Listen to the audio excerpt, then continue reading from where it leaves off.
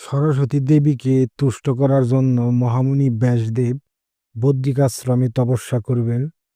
তপস্যা শুরুর পূর্বে শর্ত ছিল তার তপস্যা স্থলের কাছে একটি কুল বীজ রাখতে হবে। যখন এই কুল বীজ অঙ্কুরিত হয়ে চারা, চারা থেকে গাছ, গাছের ফুল হতে নতুন কুল হবে এবং সেই কুল পেকে ব্যাসদেবের মাথায় পতিত হবে, সেই দিন তার তপস্যা পূর্ণ হবে। মা সরস্বতী দেবীও তুষ্ট হবেন। ব্যাসদেবও সেই শর্ত মেনে নিয়ে তপস্যা শুরু করলেন। ধীরে ধীরে বেশ কয়েক বছরে এই কুল বীজ অঙ্কুরিত হয়ে চারা, চারা থেকে বড় গাছ, বড় গাছের ফুল থেকে নতুন কুল হয় এবং একদিন তা পেকে ব্যাসদেবের মাথায় পতিত হয়।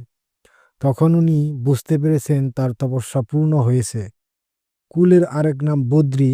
তপস্যার সাথে বদ্রীর সম্পর্ক থাকায় ওই জায়গার নাম বদ্রিকাশ্রম নামে প্রচার হয়ে যায়। দিনটি ছিল শ্রীপঞ্চমীর দিন। সেদিন বেদমাতা সরস্বতীকে কুল ফল নিবেদন করে অর্চনা করে তিনি ব্রহ্মসূত্র রচনা আরম্ভ করেন। এতে সরস্বতী দেবী তুষ্ট হয়েছিলেন। তাই সেই দিনের আগে আমরা কুল ভক্ষণ করি না। শ্রীপঞ্চমীর দিন সরস্বতী দেবীকে কুল নিবেদন করার পরেই কুল ভক্ষণ করি। মা সরস্বতী জ্ঞানের দেবী, বিদ্যার দেবী, ললিতকলার দেবী। সনাতন ধর্মাবলম্বীদের এই বিশ্বাস যুগ যুগ ধরে বুকে ধারণ করে মা সরস্বতীর পূজা করে আসছে।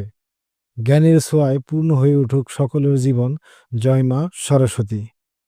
চ্যানেলটি অবশ্যই সাবস্ক্রাইব করবেন। ধন্যবাদ সবাইকে।